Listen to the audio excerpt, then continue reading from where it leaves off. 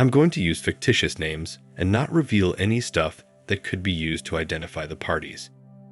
As such, I'll be referring to myself as Pete and my fiancée as Laura. I and Laura officially started dating 6 years ago, got engaged 2 years ago, and had been living together for about 16 months when all this happened. I have a good job working for a supplier to the forest industry, while Laura works in the front office of a medical practice. Her office is located about 20 minutes away from our small town in one of the nearby larger towns.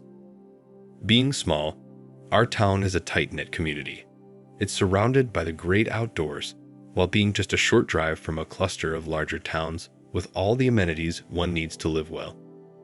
My relationship with Laura was awesome in every way, and there were no warning signs of problems.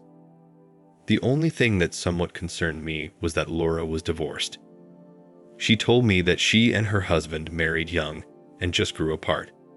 Since all that happened more than 5 years before we met, I didn't see the need to investigate the matter and just accepted her explanation.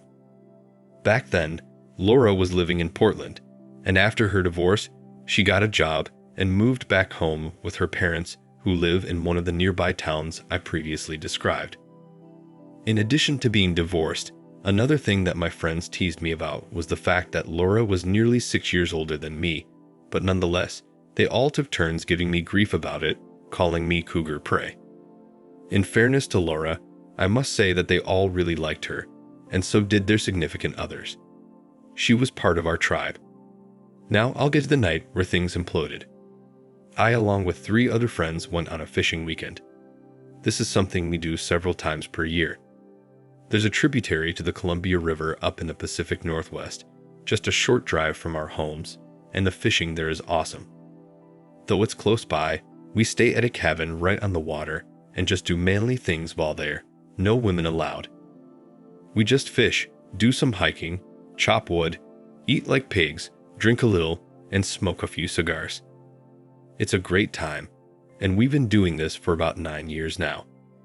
On these weekends, we all take Friday off and meet up at the cabin after work on Thursday evening. We usually stay over 2 nights, then head back home in time for Saturday dinner and spend the rest of the weekend with our ladies. For this particular trip, we all arrived on Thursday evening like normal and cooked up some steaks.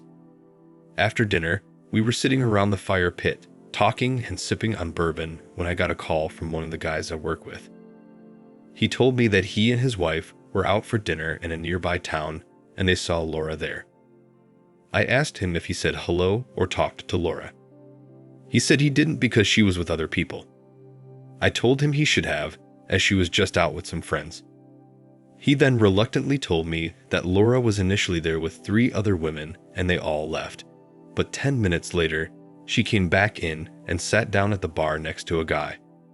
She hugged the guy and then started rubbing his back and then locked lips. I couldn't believe it and asked if she was still there, but he said no, advising they left together about 15 minutes ago. I thanked him and hung up. He then sent me a couple of pictures, including one of Laura and the guy passionately kissing. The dude in the picture looked like a total loser. I was obviously upset and checked her phone location and saw it was back at my house. I told my guys I had to go home and see what the heck was going on. They asked why and I explained. They all told me I couldn't drive as I drank too much, but I said I didn't care and that I was leaving. At that point, they decided that our friend Phil, who doesn't drink, would drive us all to my house. They wanted to be there to support me, so we all piled into Phil's truck and headed in that direction. On the way, they all told me that whatever I do, I needed to remain calm and to not do anything stupid. But I responded and said I'll try my best, but asked that they make sure I don't. Our other friend, who I'll call Scott, had gone through infidelity with his first wife, so he suggested that once we get there, we must record everything for our own protection. On the way, I kept saying maybe it's all a misunderstanding, but deep down I knew that was unlikely. My place is a small but super nice cabin that I bought on land contract from the current owner. I remodeled the entire cabin myself with the help of my friends, of course. The cabin is located in a deeply forested area on a gravel road just outside town. There are only a few other homes on the road, so it's lightly traveled. When we turned onto the road to make the short drive back to my house, we had Phil turn off the headlights and only use the running lights the rest of the way in order to be stealthy. I swear, it took us nearly 15 minutes to go less than a mile driving in the dark like that. When we got there, Laura's car was not visible. However, there was a black Chevy Impala parked in front of the garage. The car had Minnesota plates, which seemed odd, but then we saw the sticker on the back window and realized it was a rental. Phil pulled his truck right up behind the Impala to block the car from leaving. The house was pitch dark, with the exception of a few path lights out front. Before going in, they all asked me if I was ready. I said yes, and we all started recording. It was intense.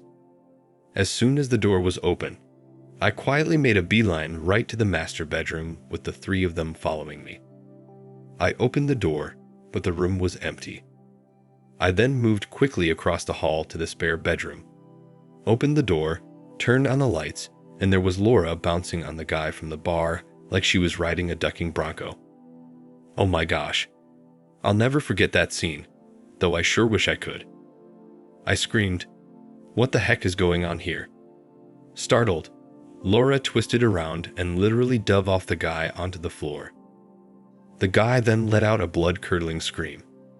It was so loud, Phil, Mark, and Scott blasted into the room as they thought I had started beating the guy, but that was not the case.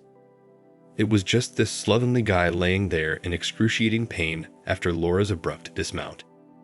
At this point, Laura had crawled to the corner and completely covered her face and body with a bed quilt. She curled up there and started crying loudly, saying she was sorry and could explain.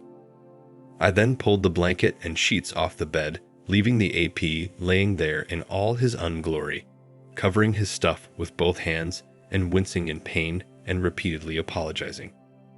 I asked the guy his name.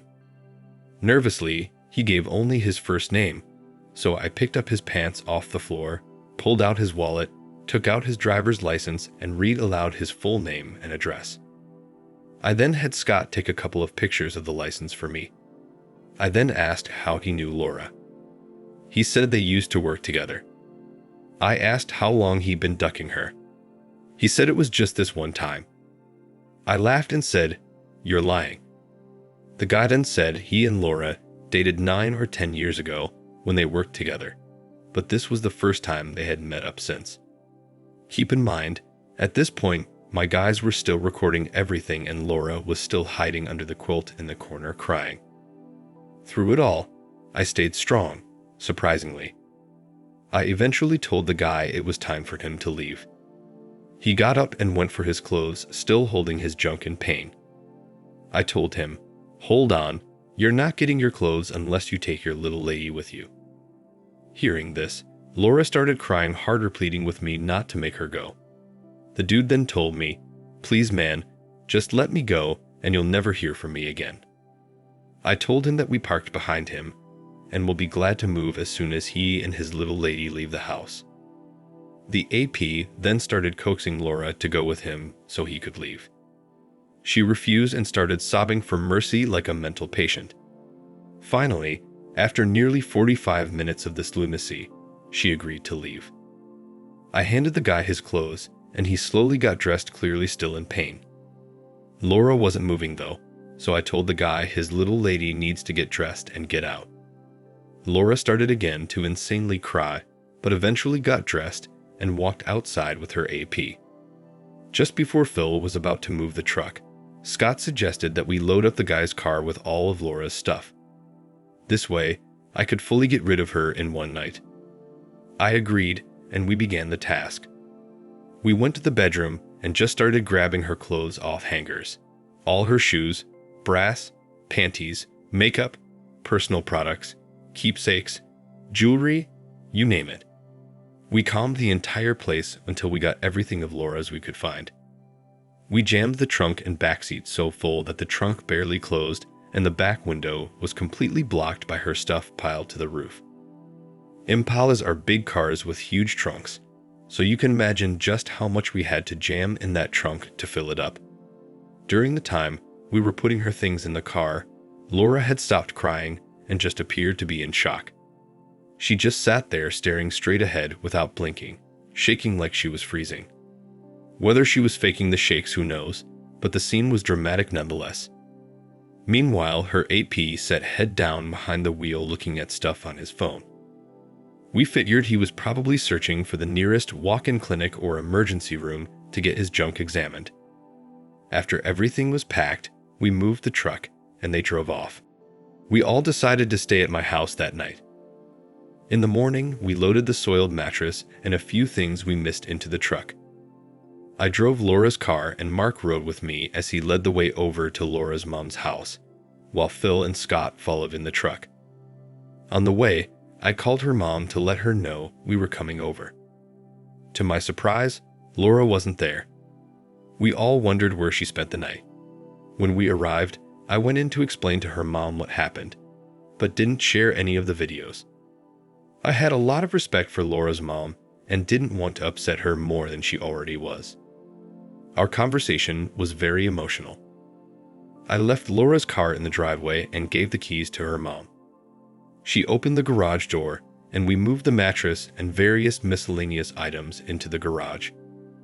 On the way back to my house, we stopped at Ace Hardware and picked up new door locks.